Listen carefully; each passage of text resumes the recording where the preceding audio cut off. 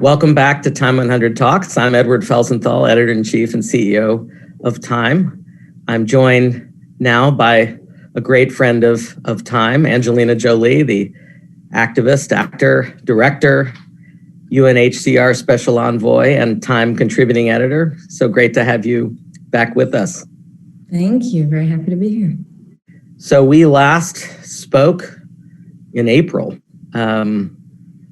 As I guess we were all just kind of getting adjusted to this new reality we're still in. How are you?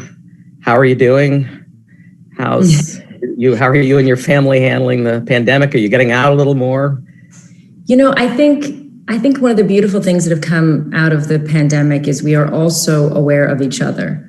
So I'm certainly aware of how fortunate we are in comparison to so many at this time. And so, yes, we have our frustrations all being locked in, or teenagers not being able to do things, or the monotony, and the fact that I'm a terrible cook and not very good at certain things in the house. But, we're certainly, putting it all in perspective and very, just very focused on what is happening to around this world we live in, and taking a moment to settle with that even more than before.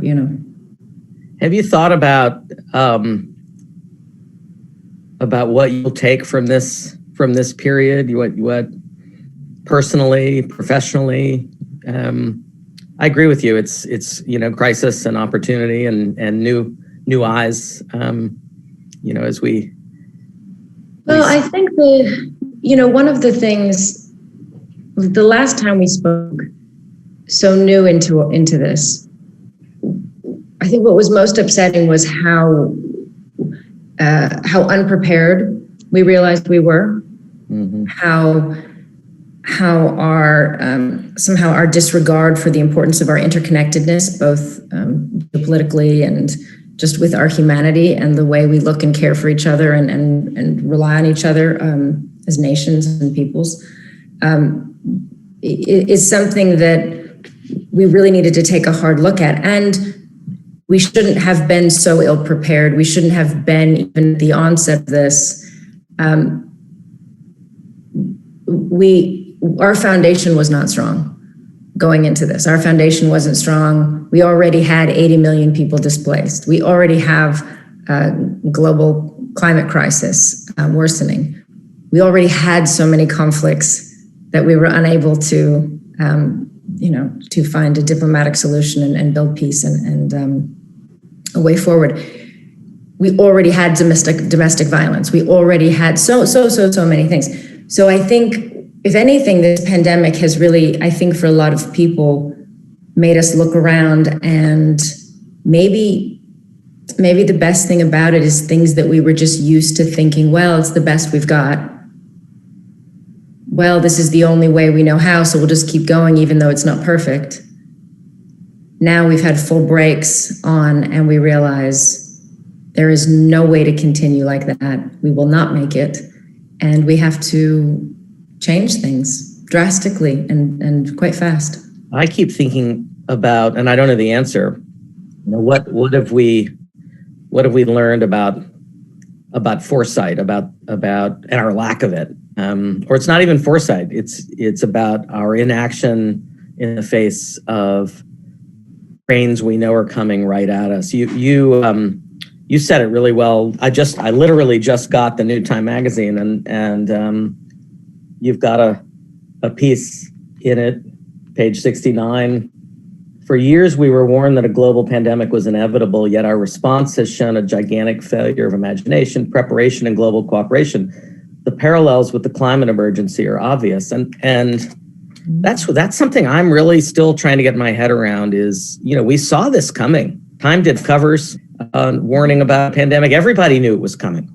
And yet we were completely unprepared. As you say, same with the climate crisis, same with the inequality crisis, same with the refugee crisis. Well, and maybe part of it is the way we think about being prepared, what it is to be strong or be ready or manage things. I think we think about it as the amount of masks or ventilators or organized, the way we share vaccines or how we spread them. But maybe we should be thinking more about whether it be the climate crisis, the refugee crisis, inequality. We need to bring it back to something more central about how we don't see the other. We don't think about it as, well, how is it going to affect me? How am I managing my peace? Who am I sharing what with? And we panic and we act out of fear and and then there's selfishness and there's, and the inequality, grows and it affects the poor and marginalized the most, always. All of these things always does. So I think part of it is, what are we preparing, right? Are we preparing a more equal world? Are we preparing a better way to work together as nations for all peoples? Are we preparing our own countries to see the benefits of building up and supporting allied nations, democracies, good people, kindness, and also something I think we've realized in we're all tired of Zooms, and I'm sure people watching this are tired of watching things like this. But it is quite an interesting way to start thinking about, if we don't have to always be able to get face to face with somebody, we can regularly connect, we can do deep debates, we can do interviews. Journalism changes, foreign correspondence change, local people maybe will and should have more of a voice, more power to represent their own stories. We'll be able, because if we think outside the box more, because we have to, there are different possibilities. I've been able to do, I couldn't get to a refugee camp during the pandemic, but I have had virtual calls where I can do like virtual meetings, virtual a tour of a clinic, interview, understand what's going on the ground, and do many and do it in a way where it may be, there are pros and cons. I'd like to be there, but it is,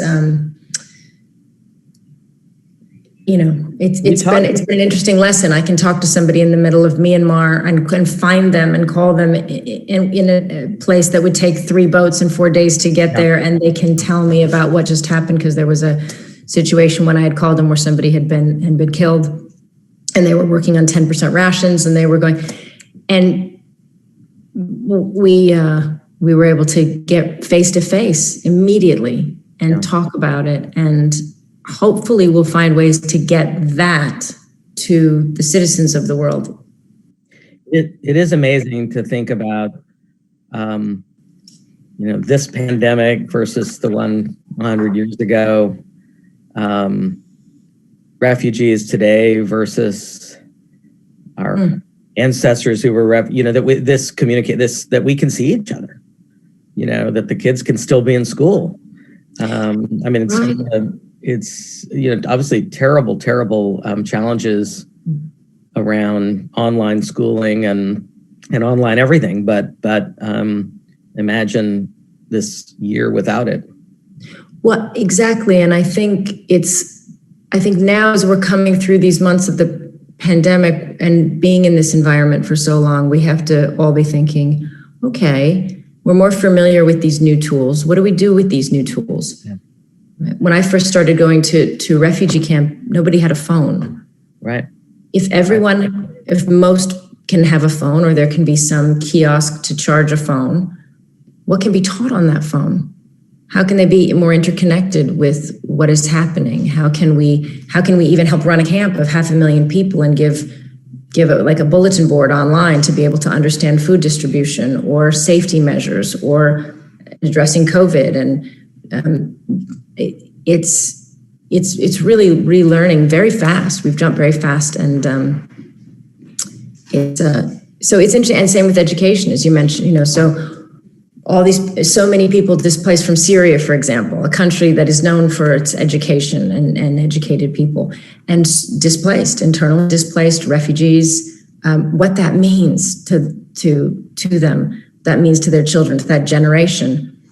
In the future, will we be able to get the University of Damascus more quickly accessible to them in easier ways, in displacement, to be able to then test, to be able to keep their education going and have diplomas, and be able to then return without missing a generation of education and having their lives stopped, and lack of degrees.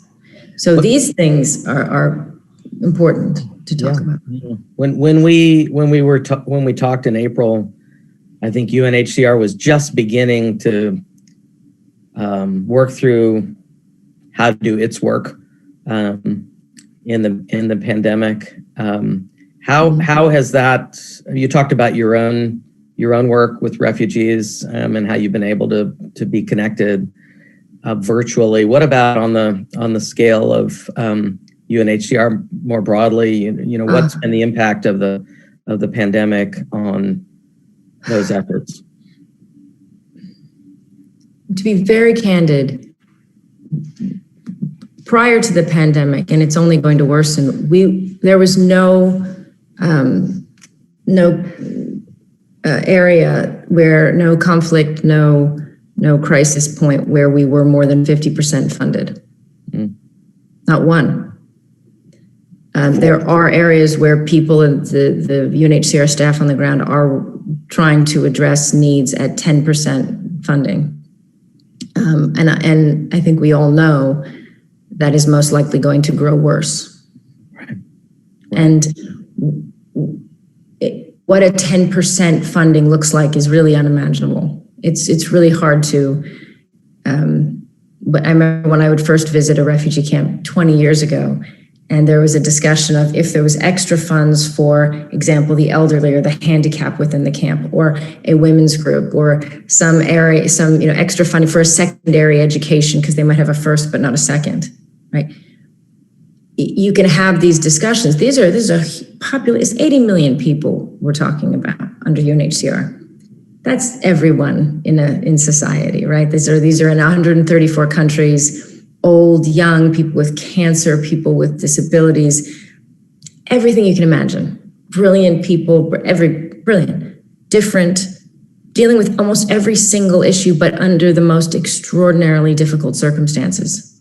And carrying trauma, lost their homelands, vulnerable, lacking an ability to access their rights. So when you have that already, and then you have very little funding, it means then the decisions don't become about whether there's a secondary school or a place to support the women within the camp. It becomes about, it's triage, and it's triage on an extreme level of which malnourished dying child may have a chance, and what percentage of food do they get given. It's who gets the last of a tarp, who may be older, who's not gonna chance to, who survived freezing to death in the winter. And often there isn't anything to give. And so it's really become, my message to world leaders, to anybody who cares, is to pay real attention to this sea of humanity, these families, and understand that this is not a situation that can continue. We have had, in the last decade, the numbers double from 40 to 80. On that trajectory, 2030, we have 160 million people. And that's not even completely calculating the risks of global warming. So this is not manageable. We have to address and understand the effects of climate change in each of these areas, and how we can really address them in the ground, in the countries, whether possibility of return, how to protect, how to prevent. We've got to manage the conflict resolution. We have 60%, 67%. I hate a bunch of statistics because when I listen to people say them, I get bored. But it's about 67% of the people displaced are from a handful of countries in conflict, like Venezuela and Syria and Afghanistan. If we could solve some, if we could help manage and work on infrastructure and peace building, we could return people. The stat that really struck home to me was that we've, for the first time, at least in modern history, forced displacement is more than 1% of all of humanity. That's right.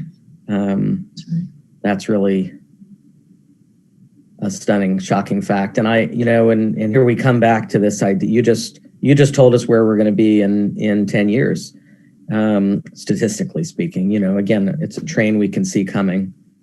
Right. Just as you said, like the pandemic, we see these things, we talk about it, everybody knows it's coming.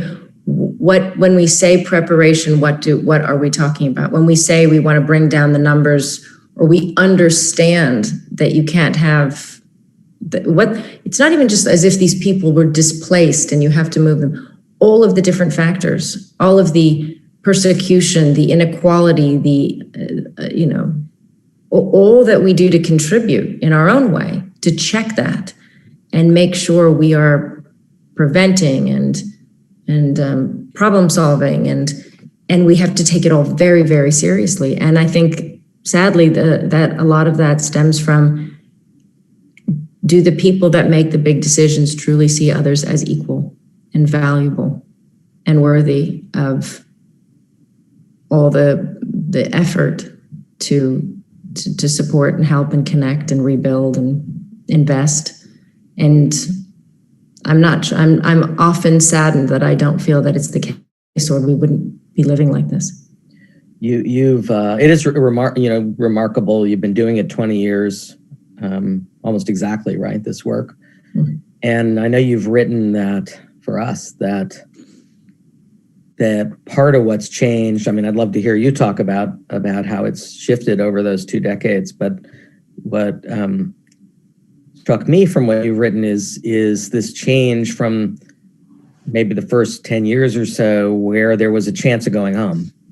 Where that the global landscape, and conflict is such that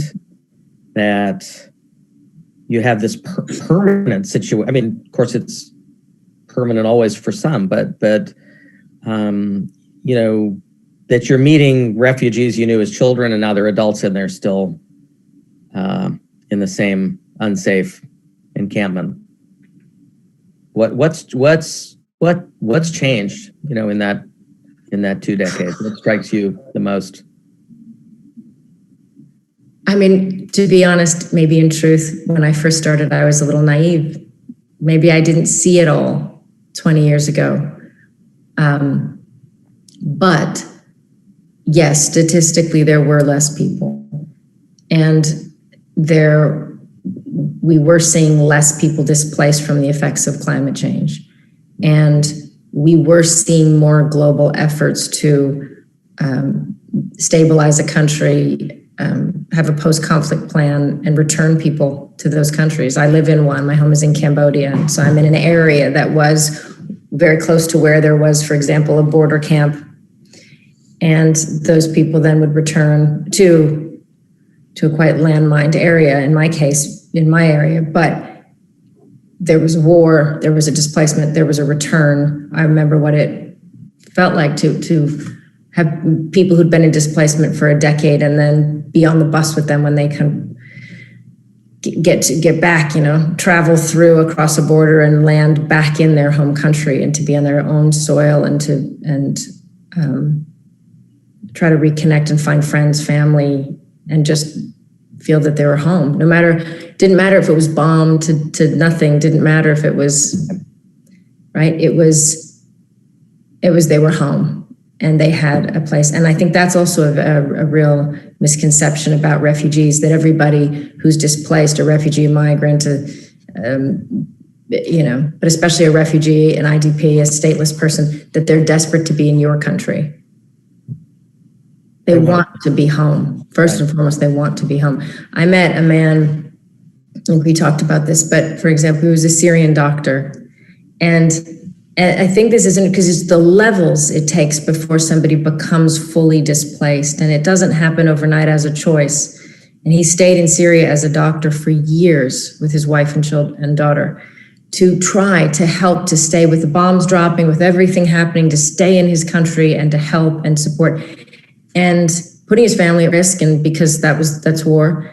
And then after years of no intervention, no peace, escalating conflict, hospitals being targeted, he then had to flee because now he's in someone else's country and they can rip your papers, they can hurt, his wife was in danger, he was having difficulty with her treatment.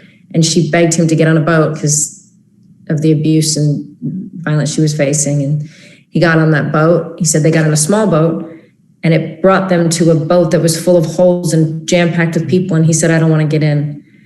And they threatened them and they said, well, we're not going to bring you back. So you're dropping in the water right here, or we're going to hurt you. Get on. And by that point, this doctor, the surgeon, the head of the hospital is now begging and has nothing and and he gets on the boat.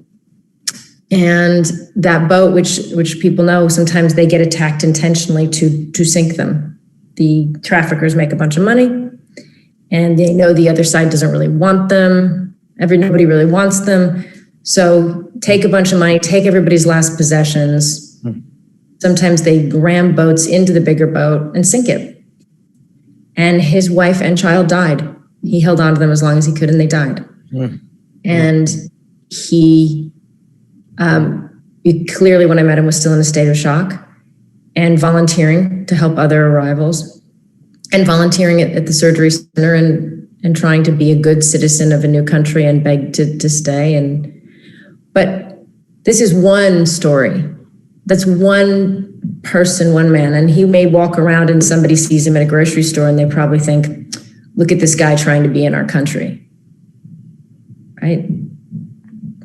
That's not the story. That's not who he is. Multiply it 1,000-fold, but these people are so brave. They love their family so much. They are at the kind of the end of the world. They're like face to face with man's inhumanity. It's like the front line of inhumanity, what these people are seeing and facing. And our response to them and our problem solving, if you will. Where's our problem solving? Where are those returns? Where are those stabilizing factors? Where are those preventative measures? And yes, to your point, this new thing that came up where's even the legal, which is being worked on, for when the island sinks? That's a very different refugee crisis. Right. When the land has no more water, what do you fill out to say, my home is now underwater? What do you fill out? Are you no longer a citizen of that land? Do you no longer have rights to that? Who are you?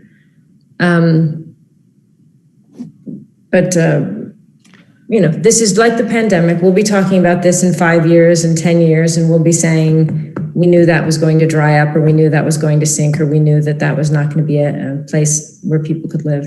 I was going to ask you, but you've answered it with that heartbreaking story, how we get out of statistics and humanize the crisis. The real impact. But that story you told is wrenching. There are girls, like, for example, we know because of COVID too, the pandemic has not only has made things worse. When you ask what UNHCR is doing, we're trying to do everything we always do. And one of the things that's been beautiful is to see the staff. The staff is now, this is an unusual thing where, for example, in a country like Yemen, the local staff are trying to take care of, I talked to a woman who's a local UNHCR staff, but she has her children at home. There's crisis, there's bombs, there's homeschool. Her children are frightened, but she still has to stabilize them within her apartment, hope there's no bombing there, and get in the truck and go to the refugee camp and do her job and help others. And she still is. And I know many UNHCR colleagues who are from all around the world, because that was the other thing, who were told this is the last chance to get on that plane out of here, months ago. And they didn't leave. They stayed. And some of them have not been able to see their families this entire time. At a broader level, I mean, do you see any reason for optimism? Are there countries doing a better job than others? What characterizes a response to the crisis that trends in the right direction as opposed to the wrong direction? Well, I think we always have to give credit to the host countries.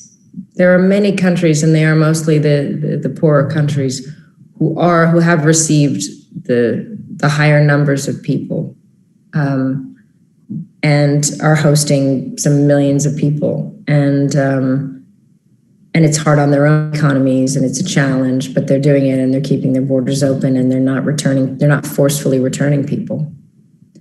And some people, whether they've signed the Refugee Convention or not, can ignore it and just close a border or send somebody home. And many, many countries around the world are not doing that. They're what we call hosting. And so thank God for them. I think I do think we have a good reason to believe that this new administration in America will be more committed. They've already expressed that they will be. They've already started to make steps that are, towards recommitting and making direct change. So I think we have hope that these next 4 years will be very different than these last 4 years when it comes to our international relationships and our being at the table for many of these discussions and issues, which I think we have in many places been absent. What do you say to people, maybe people watching this conversation and listening, who want to get involved, who want to help the way you've been? Maybe can't do it the way you've been doing for the last 20 years, traveling all over the world. But what's the best way for people to make a difference who might be listening? I think this is going to sound very, as I'm about to say it, I sound like soft and poetic, which irritates even me. But I think you have to emotionally connect.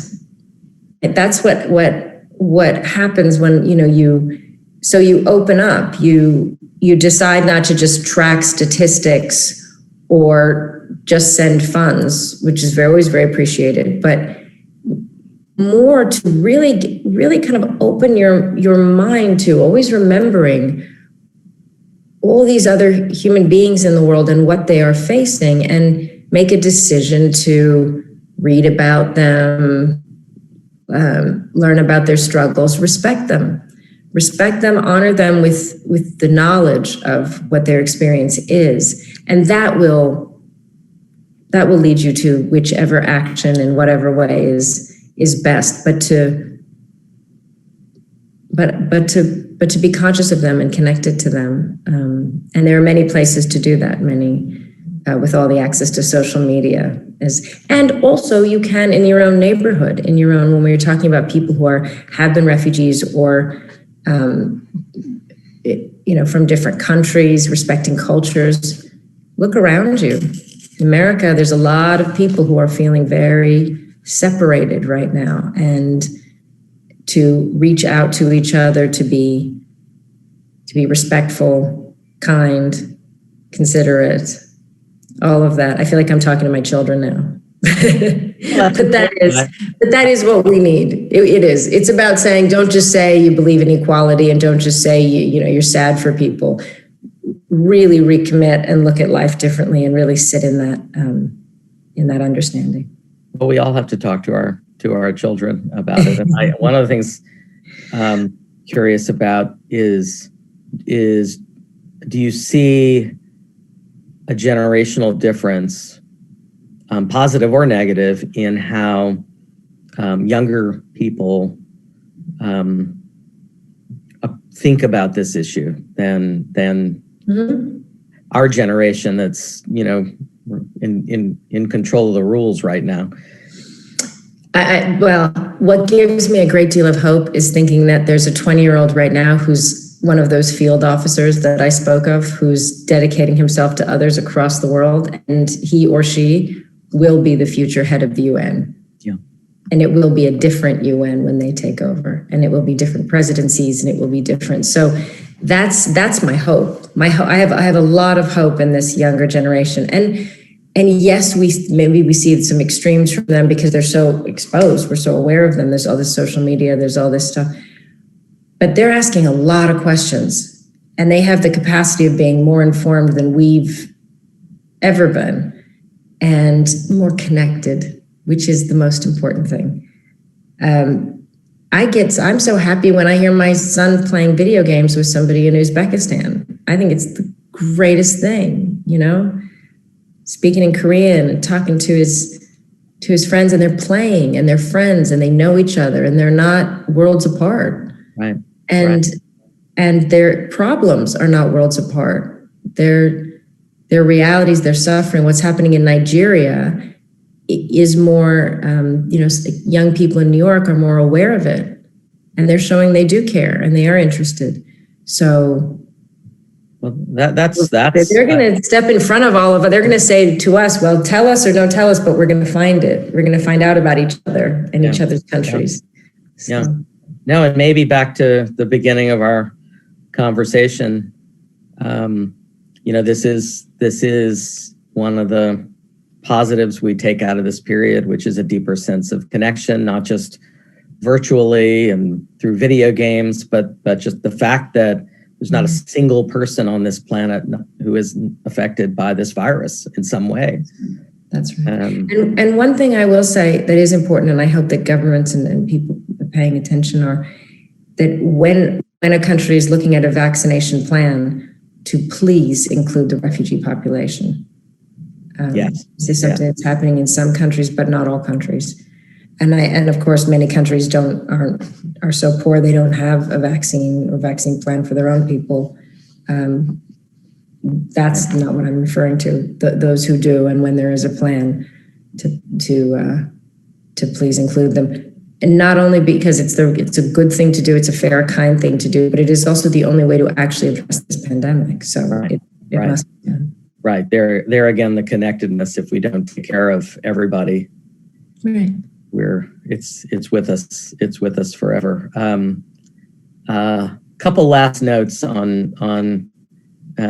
Seems like we ought to end on hope. We chose a Kid of the Year for the first time. Time did, and this amazing 15-year-old scientist, Gitanjali Rao, and you interviewed her, and I read the interview, but I haven't had a chance to talk to you directly about what you felt and took away from that conversation. Oh, hope. That's what gives me hope. That's what should give us all hope. Young people like her.